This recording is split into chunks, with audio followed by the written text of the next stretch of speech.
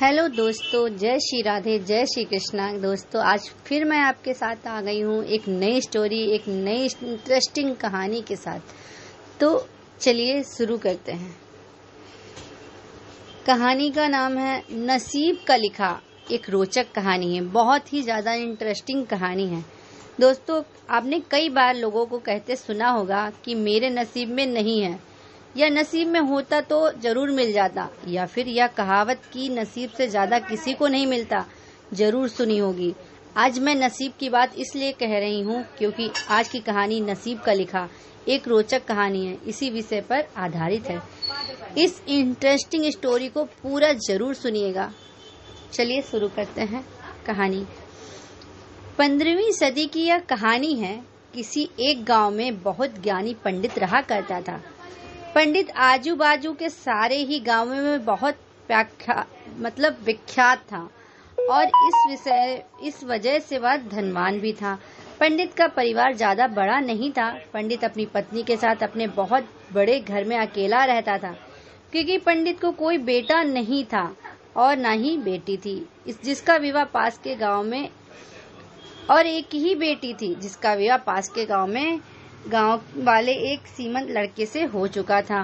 पंडित के शादी से पहले अपने होने वाले दामाद की अच्छे से जांच पड़ताल की थी और अपनी बेटी का भविष्य भी ठीक से पढ़ा था। तब जाकर उसने बेटी की शादी की थी। लेकिन चंद सालों में ही पंडित का दामाद बुरी आदतों में चंगुल में फंस गया। जुआ और शराब की बुरी लत से उन्हें सड़क पर लाकर रख दिया था। अपनी बेटी की ऐसी दुर्दशा देखकर पंडित की पत्नी काफी दुखी होती थी और अक्सर पंडित को कहा करती थी, तुम जाकर उनकी मदद कराओ। पंडित हमेशा अपनी बीवी की यह कहकर उनकी मदद करने के लिए मना कर देता था कि अभी कुछ समय तक उनका बुरा वक्त चलना है। हम चाहे कितनी भी कोशिश कर लें, जो उनके नसीब में नहीं है वह उन्हें नहीं मिल पाएगा।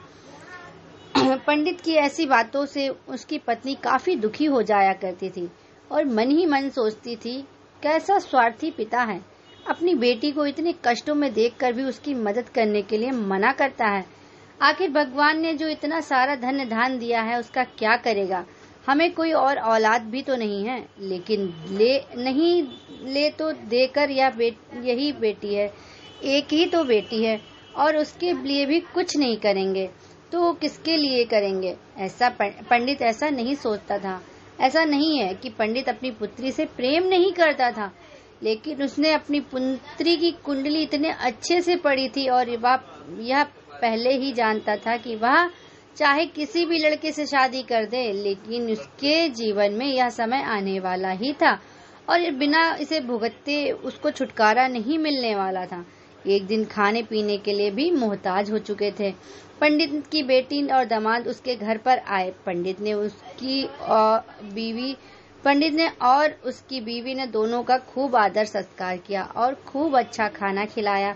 बेटी और दामाद पंडित की से सहायता मांगने की हिम्मत ना हुई, इसलिए वह बिना बोले ही वापस अपने घर लौटने लगे।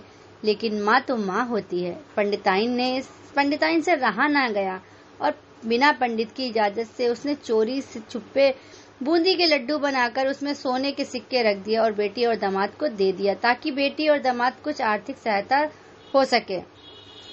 पंडिताइन यह भी जान गई थी कि बेटी और दामाद शर्म के मारे उनसे मदद नहीं मांग रहे हैं, इसलिए उसने बेटी और दामाद को भी लड्डुओं में छिपे सिक्के के बारे में कुछ नहीं बताया। जाहिर सी बात है, जब वो लोग घर पर जाकर लड्डू खाएंगे तो उसमें सोने के सिक्के मिल जाएंगे। इस तरह बिना उसके मांगे ही उनकी उन तक मदद पहुंच जाएगी। सोचकर पंडिताइन मन ही मन अपने बेटी की और दामाद के लिए खुश होने लगी। पंडित ने दामाद और बेटी उन दोनों को आशीर्वाद लेकर अपने घर की तरफ रवाना हो गए। पंडित के दामाद और बेटी उन दोनों का आशीर्वाद लेकर घर की तरफ रवाना हो गए। उन दिनों गाड़ियों में तो नहीं थे, ना ही घोड़ा गाड़ी या बैलगाड़ी चलती थी। पैसे न होते तो और चीजें भी लेन देन से भी व्यवहार होता था। बेटी और दामाद का गांव पंडित के घर के कोसों दूर था, फिर भी पैसों की कमी के चलते वह चल कर अपने गांव की तरफ निकल पड़े। थोड़े दूर ही चले थे कि पंडित की बेटी के पैर में मोच आ गई और उसको चलना भी मुश्किल हो गया था।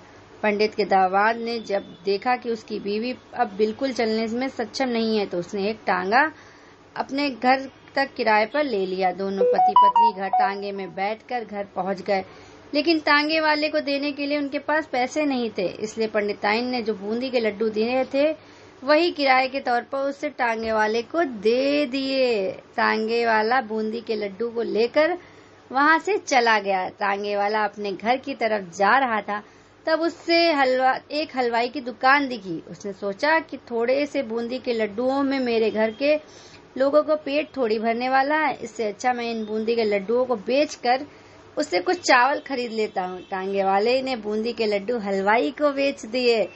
जिस गांव में वह हलवाई रहता था उसी गांव में एक आदमी ने अपने घर पर पूजा रखी थी और उसी पंडित को उस पूजा के लिए बुलवाया था। पूजा में लगने वाले प्रसाद के लिए उस आदमी ने उसी हलवाई के बूंदी के लड्डू लिए जहाँ पर उस टांगी वाले ने बेचे थे। हलवाई ने भी उस आदमी को टांगे वाले से खरीदे हुए लड्डू पहले ही दिए ताकि वह खराब न हो जाएं, क्योंकि वह नहीं जानता था लड्डू कब बने हुए हैं। पूजा खत्म होने के बाद दक्षिणा और बूंदी के लड्डू लेकर जब पंडित अपने घर आया और खाना खाने बैठा तो प्रसाद में लाए बूंदी के लड्डू खाते वक्त लड्डू से सोने का सिक्का निकला। इस घटना को देखकर पंडिताइन की आंखों से आंसू बहने लगे। जब पंडिताइन ने से उसके रोने का कारण पूछा तो पंडिताइन ने पंडित से सब कुछ बताया और पंडित जी से उसकी बातों पर भरोसा न करने के लिए माफी मांगी। पंडित ने पंडिताइन के आंसू पोंछे और कहा, तुम्हारी तरह मैं भी हमारी बेटी का बहुत प्रेम करता हूँ, लेकिन अगर हम उसकी मदद करते हैं तो दामाद हमसे हमेशा ऐसे ही मदद की अपेक्षा रखेगा और अपनी बुरी आदतों को कभी नहीं छोड़ेगा। पंडिताइन भी अब पंडित की बातों से सहमत हो गईं। 2-3 महीने बीत गए। पंडित के दामाद और बेटी फिर एक बार उसके घर आए और इस बार उनकी परिस्थिति पहले से बेहतर थी, क्योंकि पिछली बार खाली हाथ जाने के बाद दामाद ने नया काम शुरू किया था और अपनी सारी बुरी आदतें छोड़ दी थी। दोस्तों, नसीब का लिखा नहीं बदलता। यह कहानी आपको कैसी लगी? क्या आप भी नसीब पर भरोसा रखते हो या फिर आप उन लोगों में से हैं जो अपना नसीब खुद अपने हाथों से लिखना चाहते हैं? कहानी बहुत अच्छी है प्यारे दोस्तों, आपको जरूर पसंद आई होगी, मैं उम्मीद करती हूँ। मैं ये कहानी इसलिए सुना रही थी क्योंकि कल जो हुआ अपने पूरे देश के लिए मुझे बहुत ही ज्यादा दुख हुआ।